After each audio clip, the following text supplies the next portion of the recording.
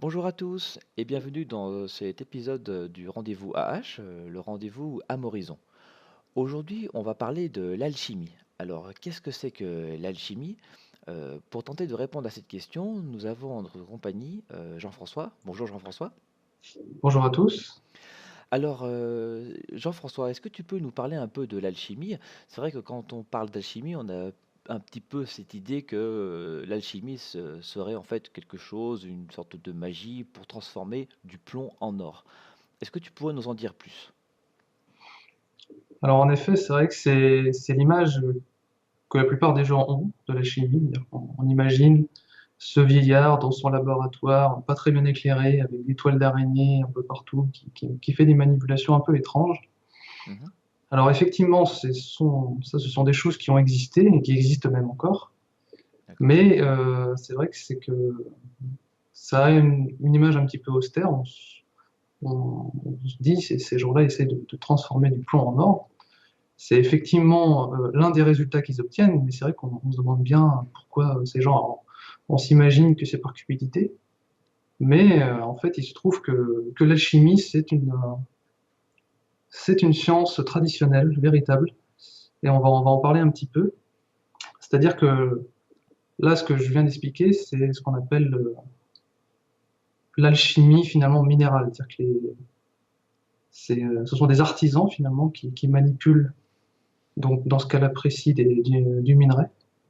Mais il existe également une alchimie végétale, par exemple, où là, justement, au lieu de manipuler des minéraux, on manipule tout un, tout un ensemble de plantes. Mais on parle là également d'alchimie. D'accord, c'est vrai que c'est Et étonnant parce que du coup, on a du mal à imaginer qu'on puisse faire de l'or, par exemple, avec des plantes.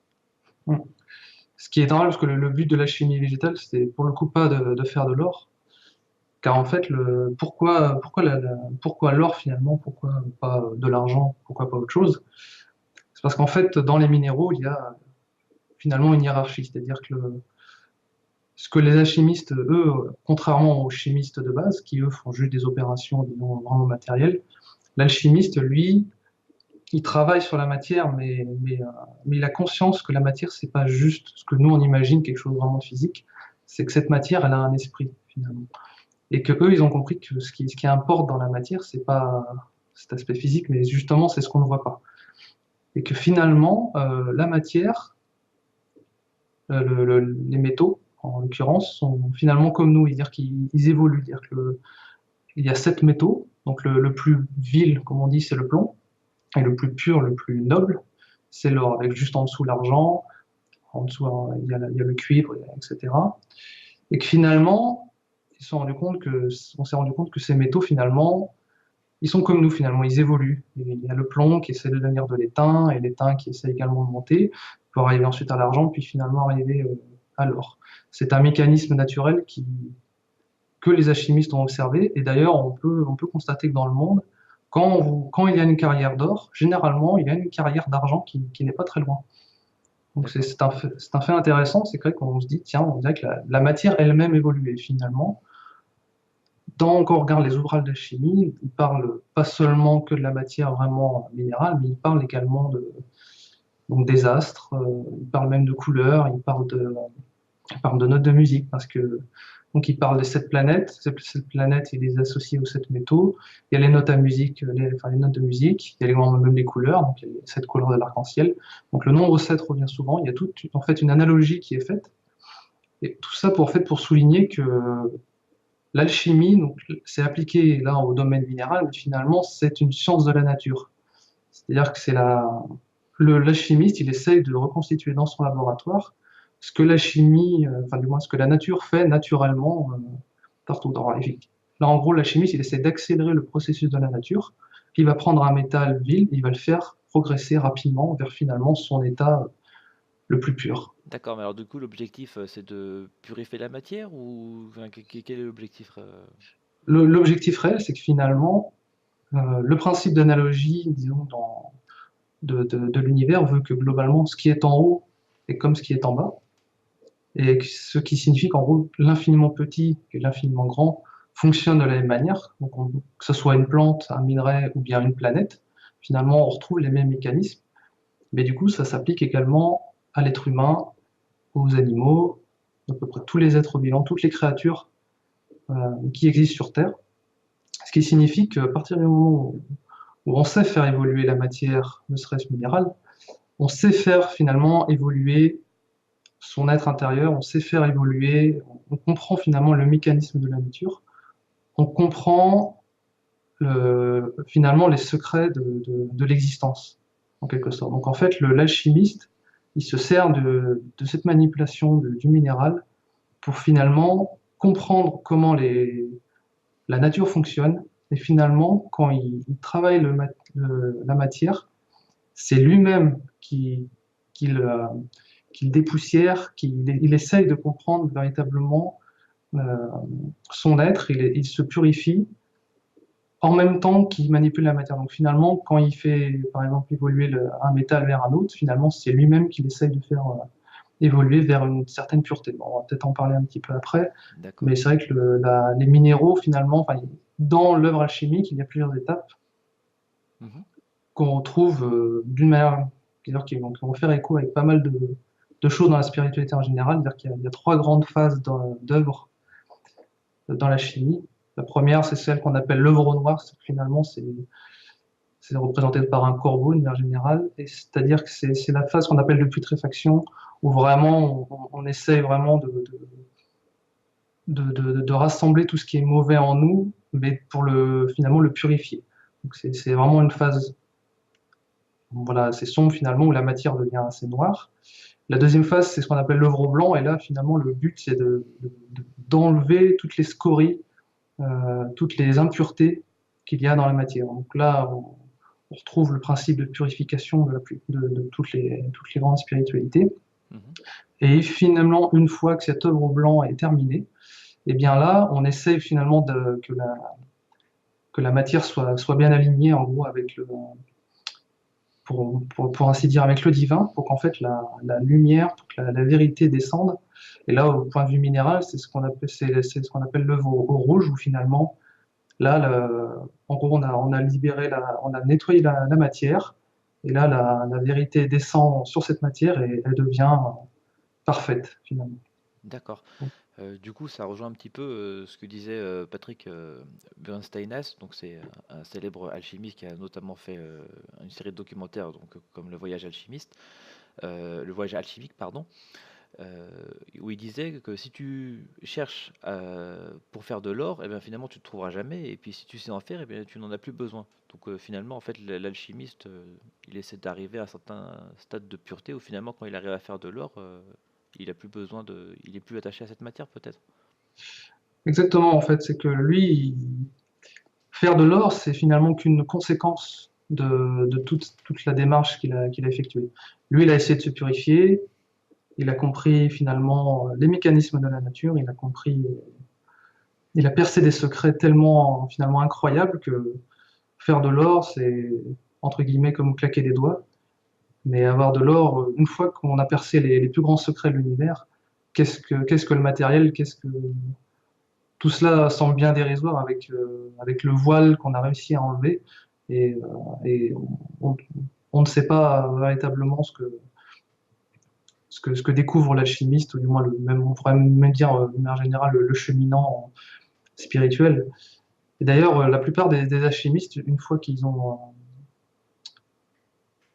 atteint le sommet de leur art, ils ont tendance un petit peu à disparaître de la circulation. Donc d'une D'accord. part parce ça s'est un petit peu su qu'ils savaient faire de l'or, ils ont un peu distribué ouais, ils sont un petit peu montré qu'ils étaient capables de le faire pour prouver un petit peu aux gens que ça existait. Et après, ils ont disparu de la circulation. Alors on dit qu'ils sont toujours en vie, parce que du coup, quand on sait faire ceci, on peut créer ce qu'on appelle de l'or potable, en gros, on peut l'ingérer et devenir soi-disant immortel. Après, c'est pareil, la chimie, c'est un domaine où le symbolisme, voilà, faut pas prendre de manière littérale ce qui est dit. Après, Oui, on peut penser par exemple à l'immortalité de l'âme, par exemple. tout à fait, absolument. Dire qu'il y a quand on parle de l'illumination ou de ce genre de choses, c'est de ça dont il s'agit. Mais effectivement, pour reprendre ce que disait Patrick Bernsteinnes, faire de l'or, c'est certainement pas l'objectif de la chimie. C'est pour ça que l'alchimie, c'est une science, je dirais même plutôt un art intéressant, c'est que elle représente un petit peu les deux facettes de la science qui est aujourd'hui. C'est d'un côté, on a la science qui s'intéresse à ce que l'aspect extérieur.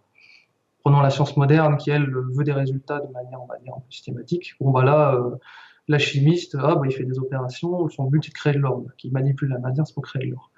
Et alors que d'un autre côté, on a la science traditionnelle qui essaye plutôt de s'intéresser à ce qu'il y a d'un point de vue interne. Et finalement, c'est ce que fait la chimiste, le véritable, qui lui essaye vraiment de comprendre les mécanismes, de manipuler l'impalpable. Et finalement, l'or, le but, c'est pas de faire de l'or, ce n'est qu'une conséquence d'une démarche qui est initiatique, qui est cachée finalement. D'accord. Ah, c'est vrai que c'est très loin de l'image qu'on a de l'alchimie. Et du coup, en fait, ce que tu es en train de dire, c'est que finalement, il y a toute une démarche de cheminement, toute une démarche de purification de soi. Et tu as fait le parallèle avec, bien sûr, la spiritualité. Et beaucoup d'auteurs parlent de ça, finalement, de euh, la prière, le lien entre la prière et l'alchimie. Peut-être que tu pourras en parler un peu.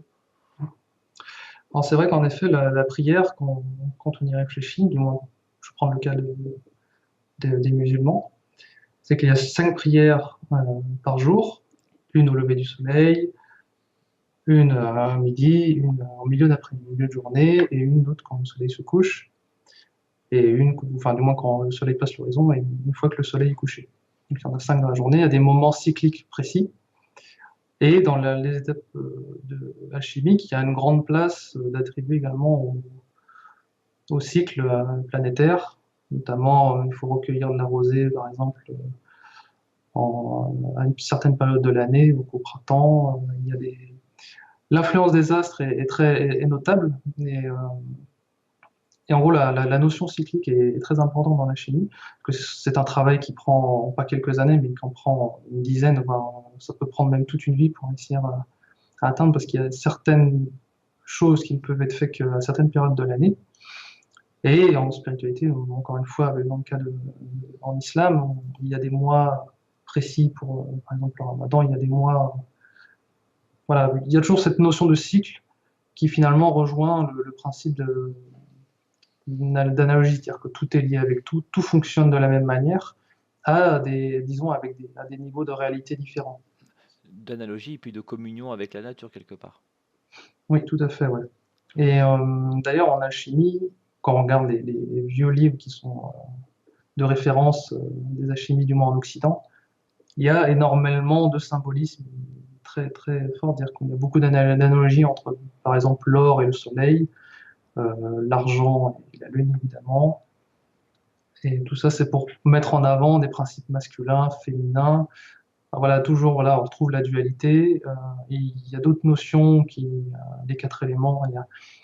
Ça fait le lien avec tout. C'est pour ça que l'alchimie, c'est quelque chose qui revient souvent. Et d'ailleurs, qu'on parle d'alchimie, donc minérale, mais j'en parlais tout à l'heure, on parle finalement de l'alchimie de l'âme. C'est ce qu'on appelle la voie royale. C'est-à-dire qu'on essaye, on ne fait même pas de manipulation, c'est qu'on essaye soi-même de réaliser une alchimie intérieure.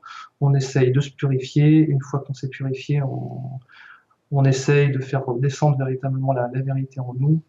La démarche chimique, finalement, on appelle ça l'alchimie, celle qui manipule le minéral, mais finalement, la chimie, c'est plutôt c'est la démarche de purification vers l'illumination, comme on pourrait dire en extrêmement. D'accord. Et pour ceux qui s'intéresseraient un peu plus sur ce sujet, est-ce que tu aurais éventuellement quelques auteurs, quelques livres ou quelques documentaires à leur conseiller? Alors, bah, le documentaire, il y en a vraiment beaucoup qui en parlent. D'ailleurs, bah, on a cité Patrick Weinsteinaz qui a fait qui avait le voyage alchimique qui est très, très, très intéressant.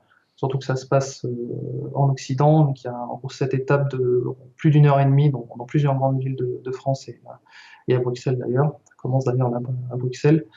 Donc, je vous le recommande surtout pour en fait l'ambiance parce que c'est vrai que ça donne l'alchimie, on se fait une certaine histoire, il y a une grande part de mystère, mais c'est vrai que cette part de mystère, elle est bien présente, mais elle donne voilà, l'ambiance du moins la philosophie, pour ainsi dire, est importante pour comprendre comment ces alchimistes fonctionnent. Et c'est vrai que ça va vous donner, voilà, qu'un petit aperçu. Après, si vous voulez vraiment rentrer, alors pas pour faire de l'opératif, parce que là, ça demande peut-être des livres. Donc les livres anciens, ils sont tout en latin. C'est globalement essayer de lire de la poésie avec des termes qu'on ne connaît pas. Enfin, c'est totalement illisible. Seule chose que je pourrais recommander, c'est qu'il y a deux livres notamment. Donc là, qui expliquent un peu tout le symbolisme qui est utilisé et qui utilise les différentes phases, qui explique bien les différentes phases de création. Un livre qui s'appelle de Titus Burckhardt, qui s'appelle L'Alchimie, tout simplement. tout simplement. Alors, on mettra peut-être l'image, je sais pas, c'est l'alchimie, un visage, le visage de la voix. Alors, je me souviens plus du titre exact. Donc, ce livre-là est vraiment excellent, résume relativement bien. Il y a des parties un peu plus difficiles que d'autres. On mettra en Et commentaire des liens vers ces deux livres voilà, alors. on mettra la référence. Un autre qui est aussi très intéressant, qui s'appelle La nature dévoilée. Donc, c'est un livre dont l'auteur, on ne le connaît pas. D'accord? Alors, peut-être que depuis, il a été découvert.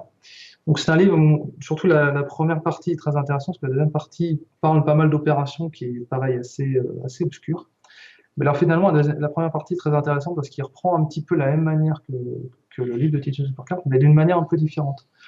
Et c'est intéressant de voir qu'il finalement il y a une terminologie un peu différente qui est utilisée, mais on retrouve finalement les mêmes étapes.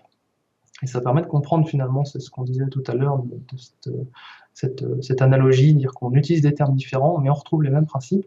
Et ça permet de comprendre finalement voilà, le grand fonctionnement de la Chine en général. Donc ça, c'était les deux livres, disons, pour symbolisme. Après, si vous voulez vraiment avoir peut-être plus intéressé sur l'histoire, là, je recommande les livres de Jacques Sadoul, qui d'ailleurs se trouve assez facilement, qui s'appelle Le Grand Art de la Chimie. Là, c'est un livre que vous pourrez trouver facilement à 5 euros, genre sur Press Minister ou quelque chose comme ça. Et lui, il va expliquer vraiment les grands alchimistes. Lui, il a fait une enquête assez poussée. Il a remonté, parce que lui, il se demandait véritablement si c'était vrai ou pas.